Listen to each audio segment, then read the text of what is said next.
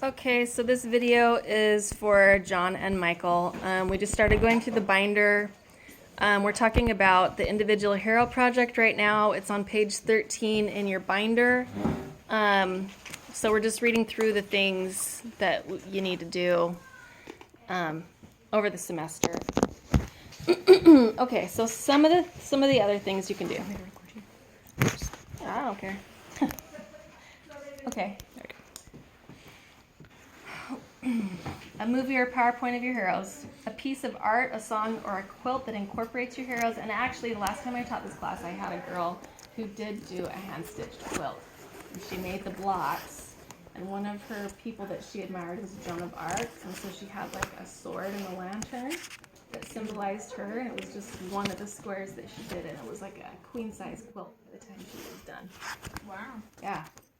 And she also, one of the things you need to do is find a mentor. So she asked her grandma to help her with this quilt, okay?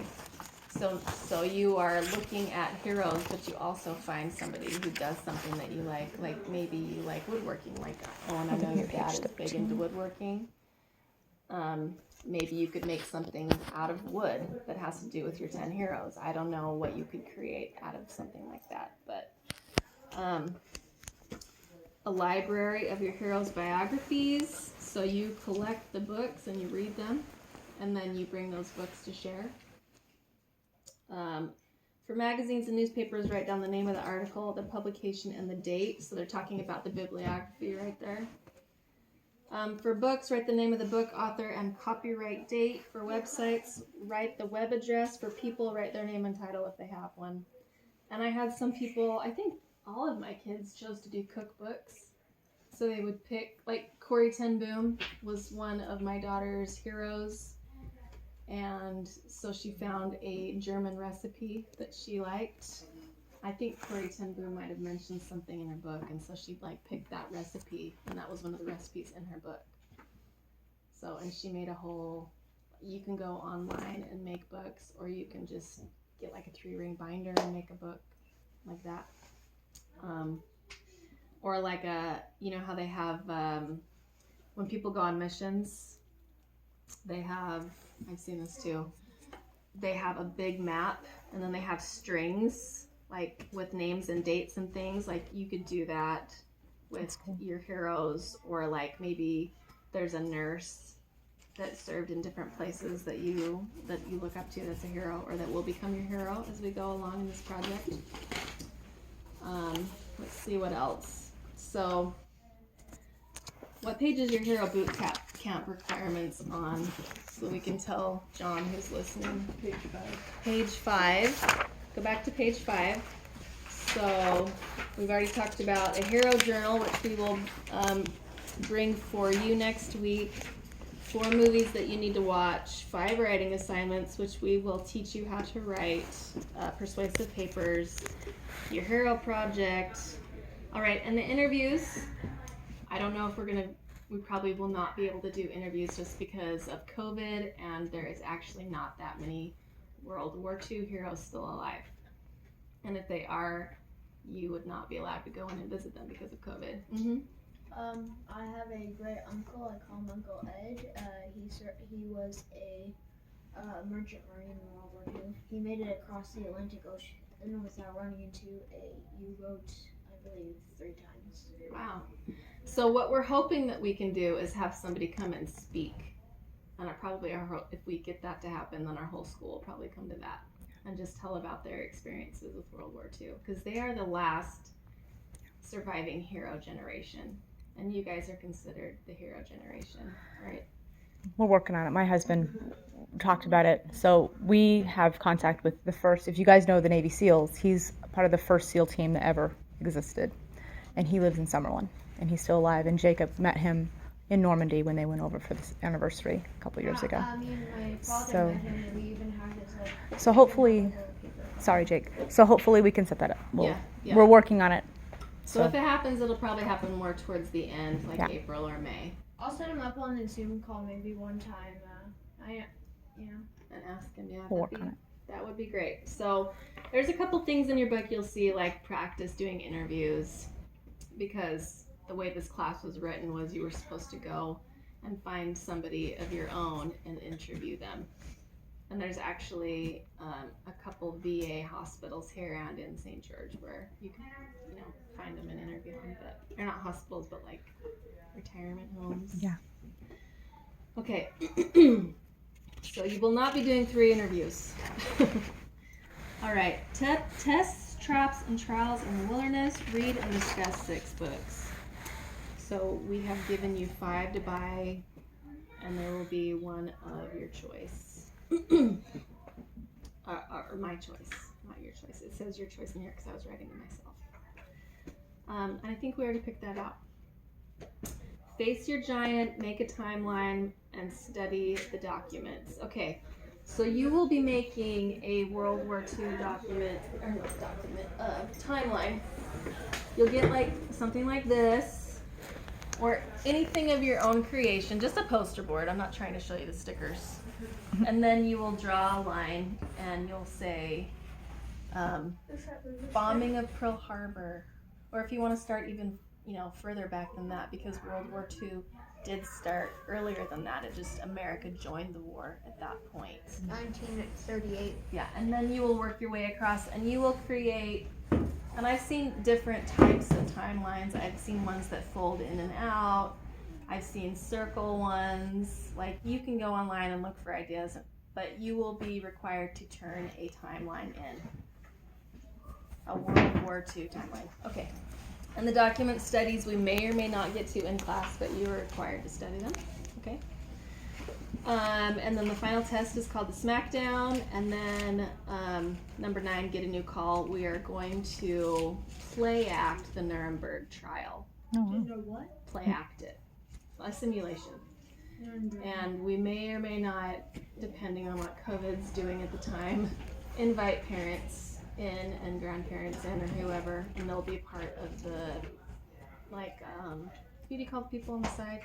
Audience? Jury. Jury. Like, they will be the ones, one of you guys will be on trial. Anyways, that is something that we will also be doing, okay?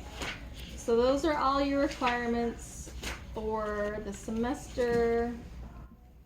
We're going to be doing the Dream Giver today, Children of the Dust Bowl. That's actually a paperback. I don't know if you've gotten it yet at your house, but it's got lots of cool pictures in it, and it talks about the Midwest and what happened kind of after World War II. The Hiding Place by Corrie ten Boom, which is an amazing book. I hadn't read it until the first time I taught this class, and I don't know why I hadn't, because it's so great. You can read on it. My mom likes that. Yeah, it's really, really I good. start. We're going to be doing Code Talkers, which is, I think it was the Navajos. Yeah. And they couldn't break. So they would talk over their walkie-talkie or whatever, or like over the phone lines, and the Germans could not break the code. They couldn't figure out how to translate Navajo. Because it's not based in any language that they were ever familiar with. So Yeah. it's pretty cool. Yes. I was just wanting to say something. Say it. So you were saying that that Germany couldn't figure out their code. Mm-hmm. Well,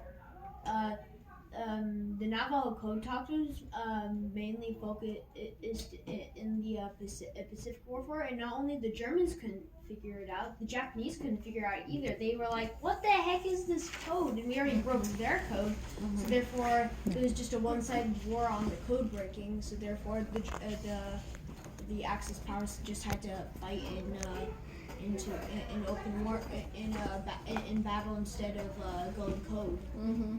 Yep. So that's one of the books that we will be reading, and then we will be reading Hiroshima, which has some graphic stuff in it. So the first time I taught this class, we did Hiroshima. The second time I taught it, I did Bomb, but it was such a boring book that we're just going to do Hiroshima again this time, because it's your big kids. Yeah.